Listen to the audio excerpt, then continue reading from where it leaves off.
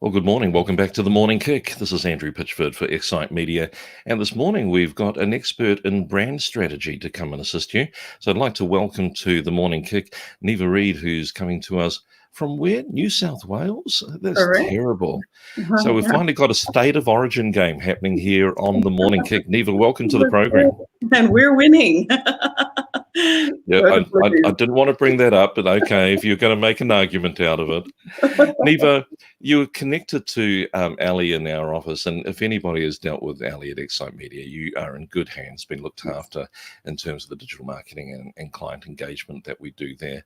But Neva, you've come to us to give us some advice on brand strategy, and we're going to have a look at your website shortly, but just for those that don't really kind of get where brand is, what is a brand? Where does a brand come from? That's a good question, Andrew. Look, brand is, many people perceive brand as being the visual aspects of a business. So, for example, the logo, the website, the colors, the look and feel, the color palette. But I think where I come from is that brand needs to go a little bit deeper. It's the emotional experience. It's what people actually experience with your brand. What do they feel when they think about your business? And so what I tend to do with business leaders and SMEs is walk them through what their values are.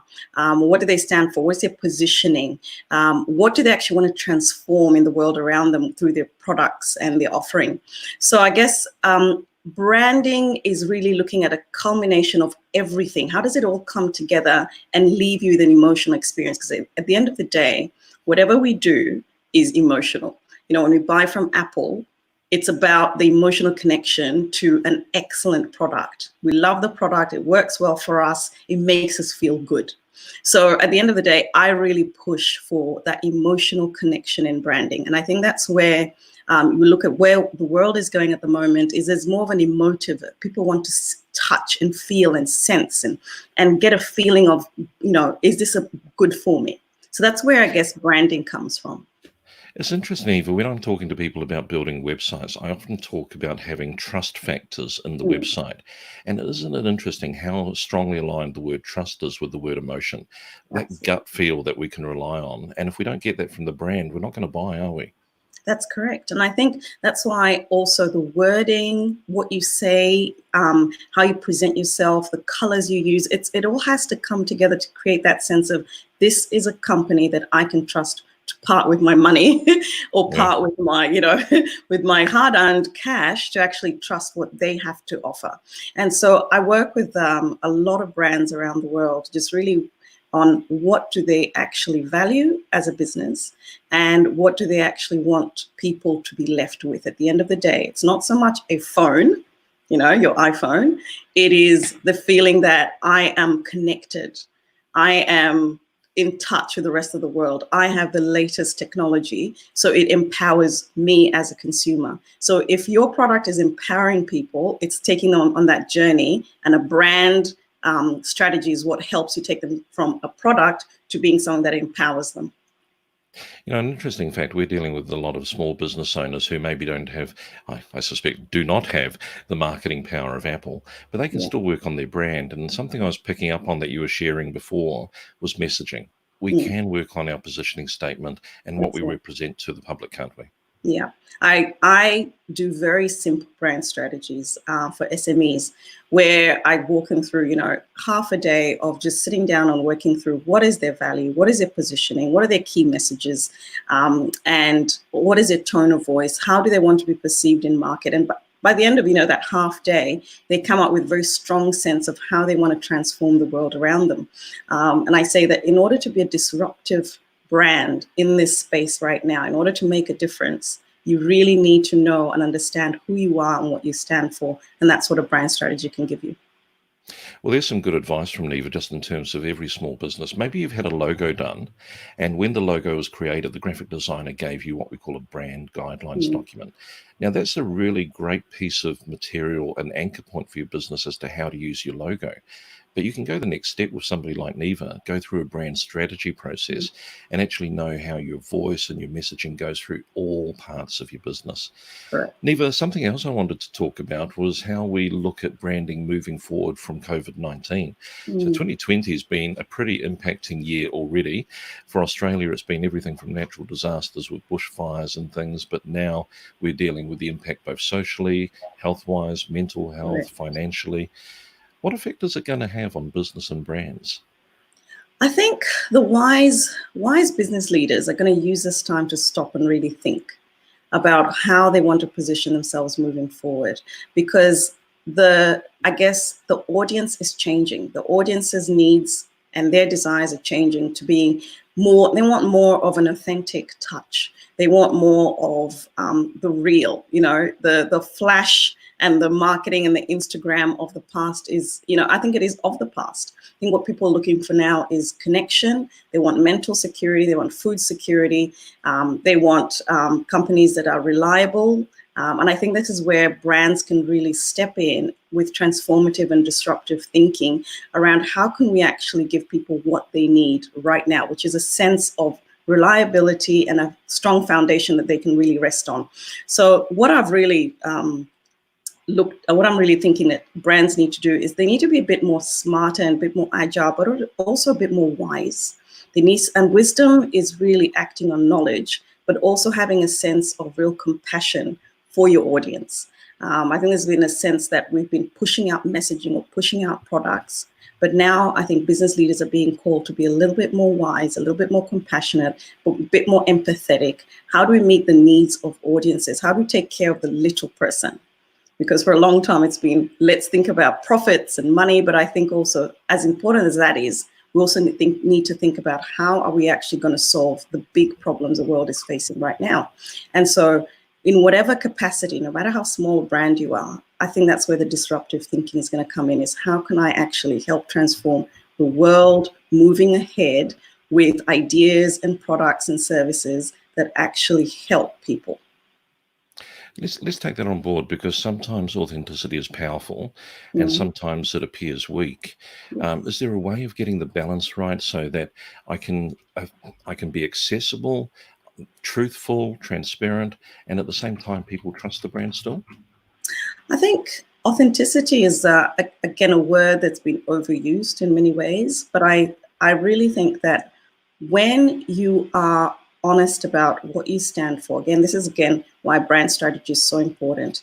When the business owners understand that this is what they love and this is what they're passionate about, when you express or when you meet someone who's passionate and they speak from their heart, you're actually able to believe them, and you're actually able to go, yep, this is something I can trust. This is something that I can get behind. And I think where authenticity goes wrong is when people try to fake it. And it's almost like an oxymoron there. But I think there's a lot of brands saying, oh, we're very authentic, or we're authentically caring, yet they don't actually take care of their customers when it comes to their everyday requirements. So if someone's calling them and they need a solution to an answer, they're not actually giving them those answers. So I think what I'm saying is brands need to have that sense of authenticity all the way from leadership, all through the way to customer service, from a website, all the way through to your marketing. So it needs to filter into every aspect of your business, and you need to be actually so committed to it that you're sitting down as a company, maybe on a monthly basis, to ask yourselves, are we living true to our brand values? And I think that's very important. Yeah. Yeah, so often we think that we as the business owner or the person that's in charge of marketing, we own the brand, we live the brand, we're passionate about the brand. But what about your frontline people? And that's Correct. not just salespeople. It's down to the person answering the phone, reception, anybody in customer service who is engaging with a client. Correct. Everybody represents your brand. And as you said earlier, that emotional connection comes out of the people we touch, doesn't it? That's right. So I think involving the company, the entire company, in that sense of a search for the truth or for your brand truth is so powerful. And you can tell when companies believe it, and you can tell when they don't. So it's you can't fake it, basically. What are some of the things that a small business owner may look at to basically assess whether their brand needs, whether it's a makeover, a rejuvenation, or just hints that really the company doesn't get it at the moment? I think one of the first ones is, again, look at your team and ask them, is our website working for us? Is our messaging working for us? I think the first answers always come from close to home. Your team is always telling you what you need to, but the important thing about business leaders, they need to listen. Listen to what your team is telling you. Do some customer surveys, talk to some of your key customers and say, are you getting from us a sense that we have a strong brand presence or positioning? If that, once you've done those kind of probably easy routes, then come to a brand strategist. And, like myself, I do lots of brand analysis where I sit down and I look at the brand from top to tail. I look at everything from logo through to their website, their messaging, their positioning. Is it actually resonating with their audience?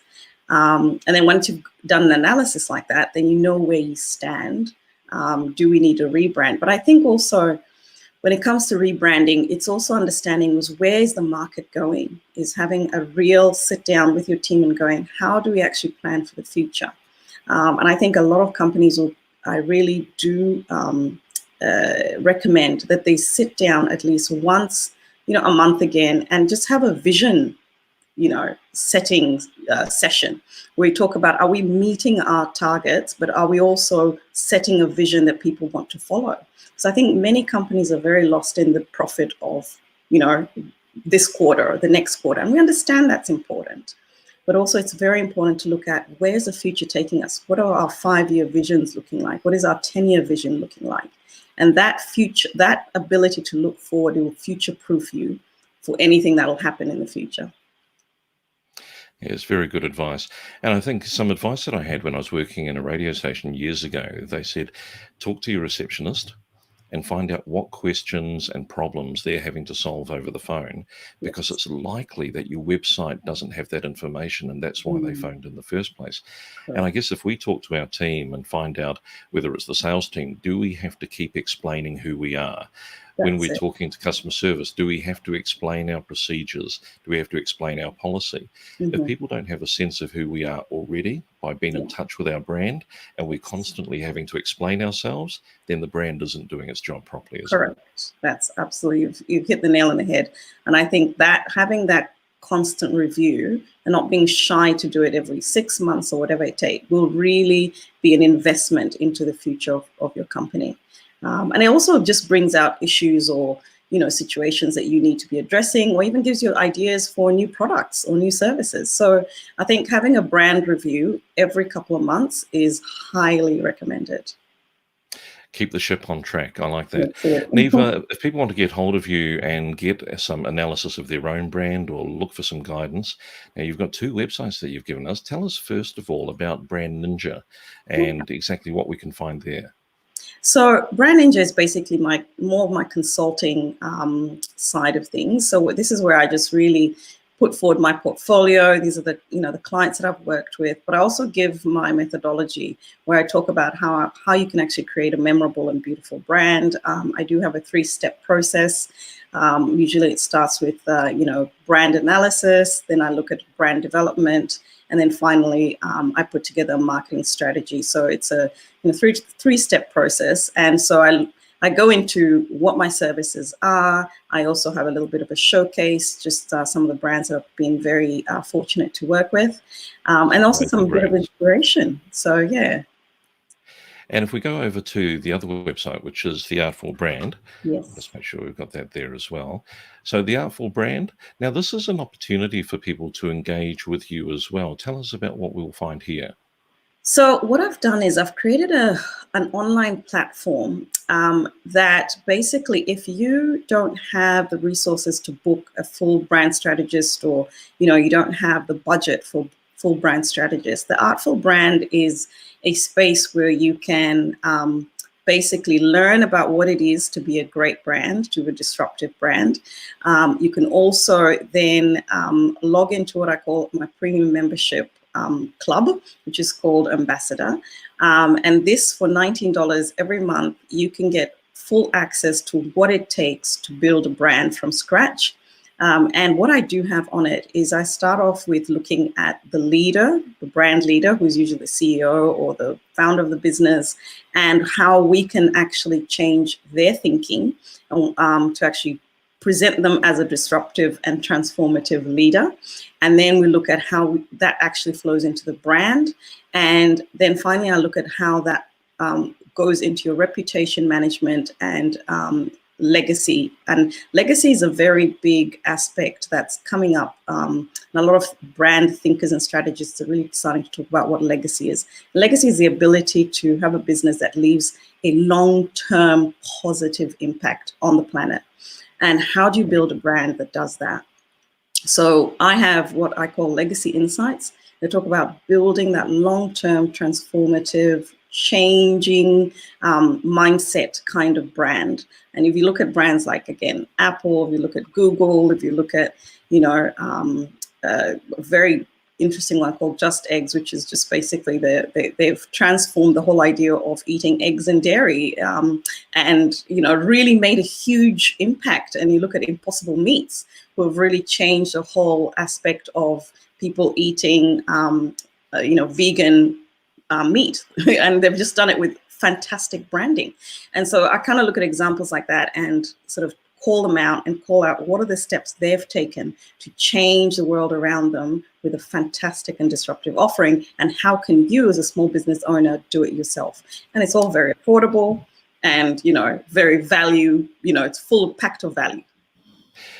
If you're a small business owner looking at how do I review my brand right now, Neva's offer is a great one and is local to here in Australia. Often we go off to the US trying to find resources, and we have something right here at home. So I'd encourage you to have a look at the Artful Brand and get in touch with Neva for some advice. Neva, thanks very much for being on the Morning Kick, giving us your insights. A lot of experience to draw on, and we appreciate how you're looking forward to beyond COVID-19.